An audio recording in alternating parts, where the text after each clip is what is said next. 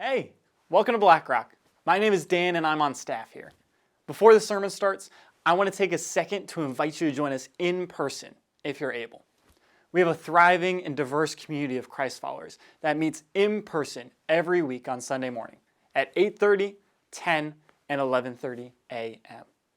If you have any questions about visiting or about our church in general, feel free to check out blackrock.org/visit or email me at guests@blackrock.org. Now, here's the sermon.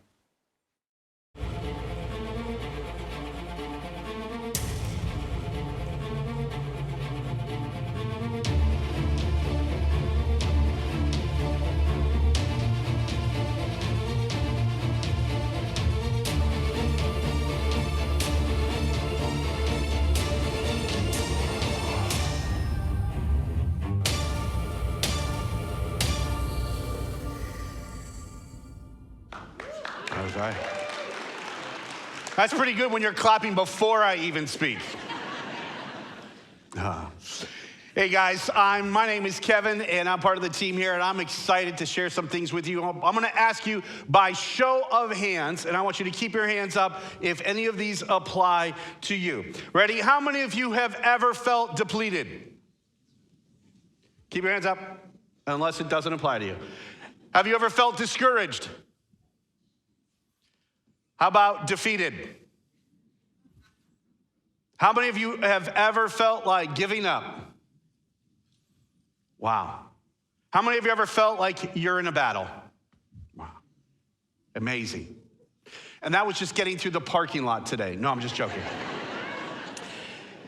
Black Rock, let me tell you something. We are in a battle. You and I are in a battle, whether we realize it or not, or aware of it every day. We were born into a battle. And we were born into a spiritual war. The Apostle Paul says this unbelievably clearly in Ephesians chapter 6, verses 10 through 12, where he writes to this church in Ephesus. He says, a final word, or finally. Be strong in the Lord and in his mighty power. Put on all of God's armor so that you will be able to stand firm against all the strategies of the devil. For we are not fighting or wrestling or struggling or battling against flesh and blood enemies, but we are battling against evil rulers and authorities of the unseen world. Paul says we don't wrestle, battle, fight against flesh and blood, but he says, but in the unseen realm, which is more real than the seen realm, we are fighting a very spiritual, very real war all around us. That means your battle isn't with your boss. It isn't with your neighbor. It isn't with your spouse or even your kids or even your past. Your battle and my battle is a spiritual battle. And you have an enemy. Paul says, stand against the devil's schemes and his hordes in the unseen realm. You have an enemy and I have an enemy. And the enemy knows that if you know Jesus, he can't steal your salvation. He can't destroy your eternity in Christ. So he tries to destroy your confidence, your peace, your faith, your sense of calling, because you are in a battle. But hear me out, Black Rock. From great battles come great victories and great authority in God. Let me say that again. From great battles come greater victories, great victories, and even greater authority in God. How many of you have ever felt attacked before? 4 of you. That's great. Okay. If you're under attack, maybe, just maybe, it's because your destiny is on the other side of the battle. Let me say that again. I'm going to say this over here because this group didn't get it. Maybe, just maybe, your destiny is on the other side of the battle. Today, we're going to look at a battle that David fought and learn some principles in it. But before I dive into that, I want you to understand a spiritual principle. Every battle that you see in the Old Testament, in the natural world, flesh and blood battles, and there's a lot of them, Everyone that you see in there carries many powerful principles for our greater spiritual battle that we face every day. And this week and next week, we're going to look at some of these, just a couple of them, and it's called Lessons from the Battlefield. Now, I have to say right here, I was really tempted to call this series Lessons from the Butterfield. My name is Kevin Butterfield. Did you get that?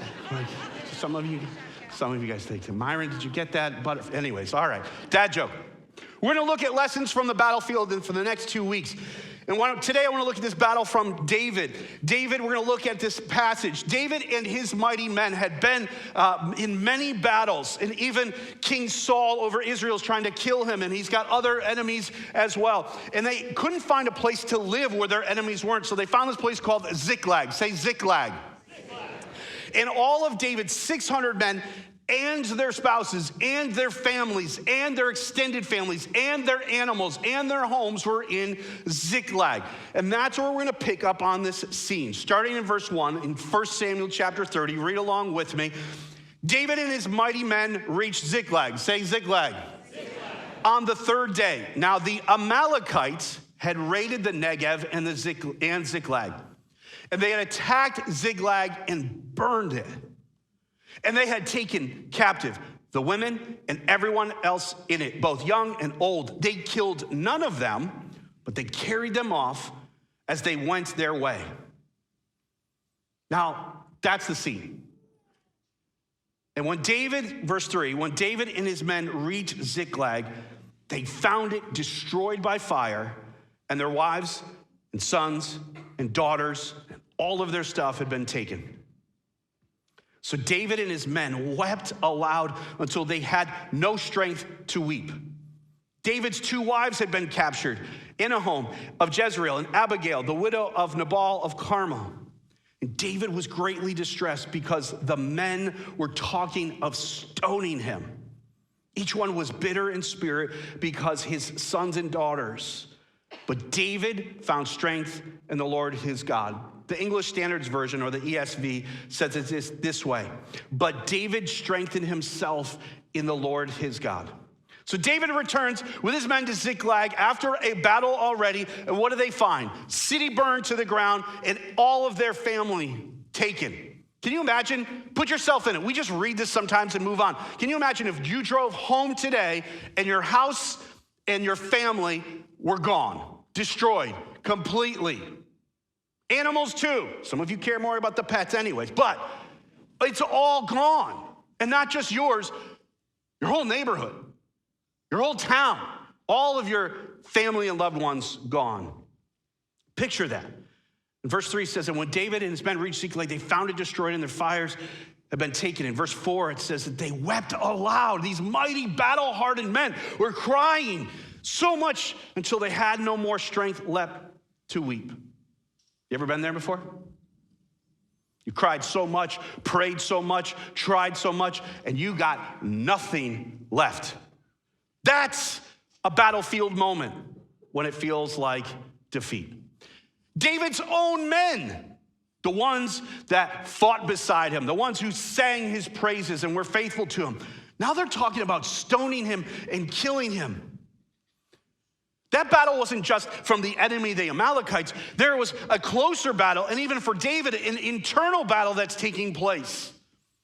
Maybe you've had those moments too, where you thought, God, where are you? How could you let this happen?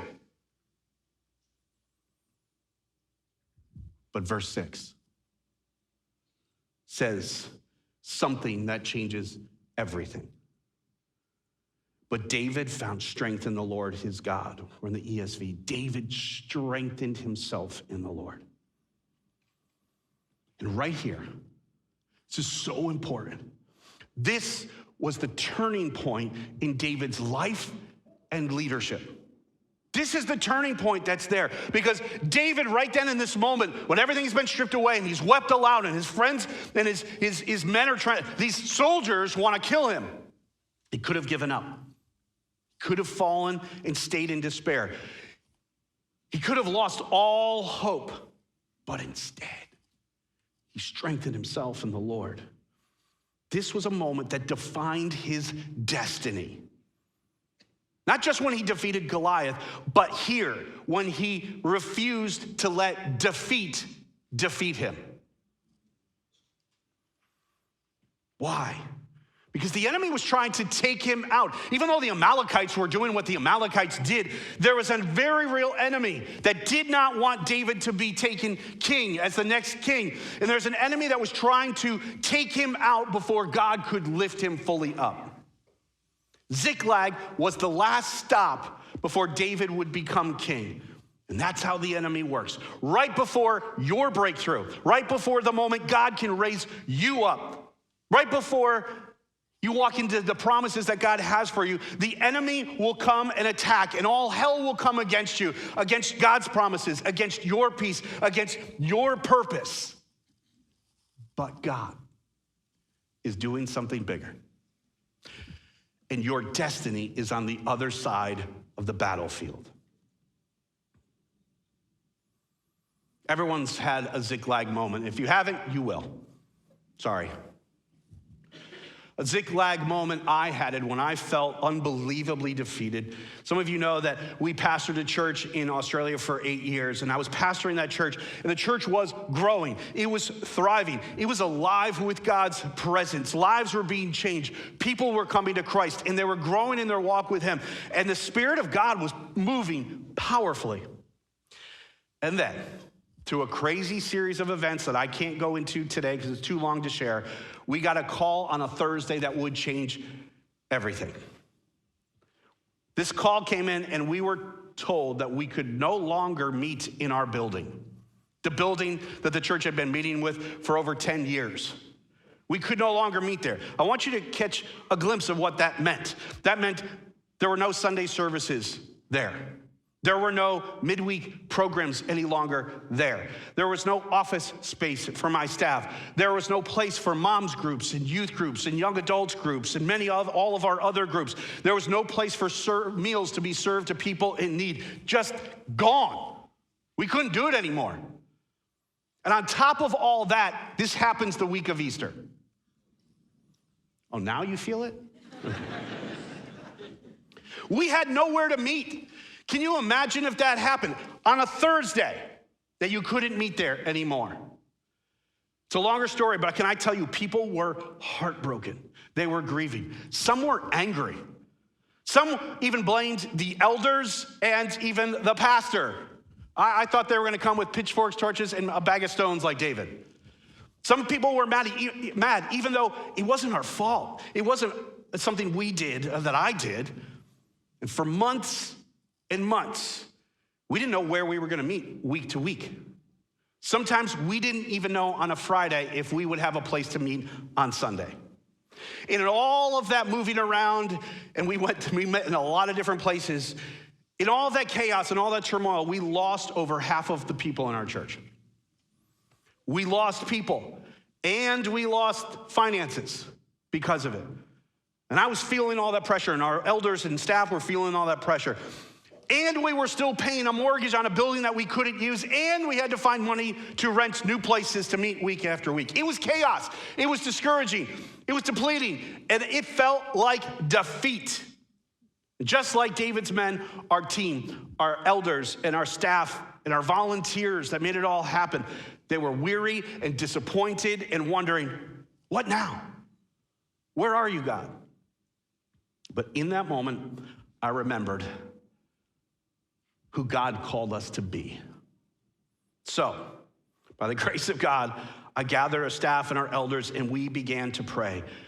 And not just pray for God's provision, which he did. We started declaring God's promises over our lives, over our church, things that he had been speaking over us for years, over our identity and over our destiny. Something shifted. It was slow, and we were still hurting, but we found strength in the Lord our God. We didn't have a building, but we had God's presence. We didn't have clarity, but we had his word for us. And we had strength, and we had his thoughts, and we had his heart for us. And over time, God began to speak to us and to direct us. And it's a longer story, but eventually we ended up selling the building we couldn't use anymore. And we found a school that had a brand new gymnasium with a stage, with hundreds of chairs. And that school got this building as part of a government grant that they had to use the building for community purposes. It meant we had to set up and tear down every single week. Some of you know what that's like. But God breathed his life into it. New people came. Young people and young families started showing up. And even though in the chaos we had lost over half of our church, over time, before long, we had more than ever before. What felt like defeat and the enemy trying to take us out, and he was, actually God redeemed and became a place of God preparing us for a new season. Our Ziklag became a turning point, not our ending, but our launching pad. That's the first thing we do in battle. Like David, when we're feeling defeated, we get God's strength. Everyone say, get God's strength. We get God's strength. David didn't find his strength in his men. He didn't find his strength in his position or his plans or his strategies. He found it in the Lord his God. We don't have all of his process, but it says he strengthened himself in the Lord. Sometimes every other source of our strength fails, and the only place we can look is up to him. You don't need to have all the answers. You just need to find your strength in him again. Can I encourage you guys? When you're worn out, don't give up. Press in. Let me say it over here. When you feel like giving up, don't. When you're worn out, don't give up. Press in. Don't back away from God. Lean into him. In your grief, in your exhaustion, God, if you come to him, he says to you, I'm your strength. I'm your portion. I am your victory. One of the lessons that we learned in losing our building is that we needed to be strengthened and get our hope in the Lord, in his promises, in his purposes, and in his plans. Get God's strength. That leads us to the next lesson we learned from this battlefield. After David found strength in the Lord, he didn't just rush out and do stuff in his own emotion. He didn't make a move until he got God's thoughts. And that's what we need to do. We need to get God's thoughts. Say, get God's thoughts. When we get God's strength, then we can go and get God's thoughts. And in verse 7, it says this, then David said to Abiathar, the priest, who was with him, bring me the ephod. Now stop right there. We don't have time today to go into what the ephod was. Let me just say it was one of the ways that God in the Old Testament would use to speak to his people. And so David says, bring me the ephod. And it says, David inquired of the Lord. He inquired of the Lord, and he said to the Lord, shall I pursue this raiding party? Will I overtake them? Now, don't miss this. This is unbelievably powerful because David didn't just assume or rush out in his own need for vengeance or whatever. He didn't plan, he prayed. And he asked the Lord. He inquired of the Lord. Because you know what? Sometimes when we're hurting or feeling defeated, we just react. But David inquired of the Lord. He asked, God, what do you say about this? What are you doing? What should I do? And when it feels like defeat, can I tell you, pause and ask God his thoughts. Because my experience is like David's. When you get God's perspective, it changes everything. One of the lessons we learned from the building that I had to personally learn, not only to get God's strength in that moment, but every day I would have to find a different place because I was trying to deal with decisions and plans and all this and people asking questions and all this stuff. And I would have to get alone with God and say, God, how do you see this? What's your thinking and feeling? What do you want to say to me today? Because that's all I could live for sometimes is day to day. And that when you're in the battle, it's minute by minute sometimes. But when I would get his thoughts, it would start changing everything. I would get his heart. I would get his thoughts. And then I could move forward. one day at a time. So not only do we need to get God's strength, not only do you need to get God's thoughts, the last thing is we need to get God's direction. Say, get God's direction. Get God's direction. Look what happens. So David inquires of the Lord, and the Lord answers him in verse 8. The Lord says, pursue them. You will certainly overtake them and succeed in the rescue. What a word, right? That's a good answer, isn't it? That's encouraging. God didn't say, it might be all right. He said, you will. You know, when God gives you direction, it may take a while, but it always comes with assurance, because in his word is also his presence. You get his assurance when you get his direction, because it comes with his presence. And so David gathers his mighty men, his 600 of them who are just about to kill him, and he sets out. And even then, at the valley of Besor, 200 of them are too exhausted to fight and to continue, so they stay. Even that's a battlefield lesson right there. Not everyone who starts with you will finish or fight with you. Some will stay behind, some will grow weary, some won't keep following God. But if you keep following God's direction, you'll see God do more than you can imagine. He can begin to redeem the situation and sometimes even recover all that was lost. That's what takes place. David sets out. He follows God. He doesn't even know where the Amalekites are. He sets out and he finds this guy that the Amalekites had left behind to die. And he asks this guy, do you know where they are? And he goes, yes, I'll tell you, but don't kill me. And David says, okay, no problem. Show me. Verse 16, he led David down, and there they were, scattered all over the countryside, eating and drinking and reveling, because of the great amount of plunder that they had taken from the land of the Philistines and from Ziklag and from Judah.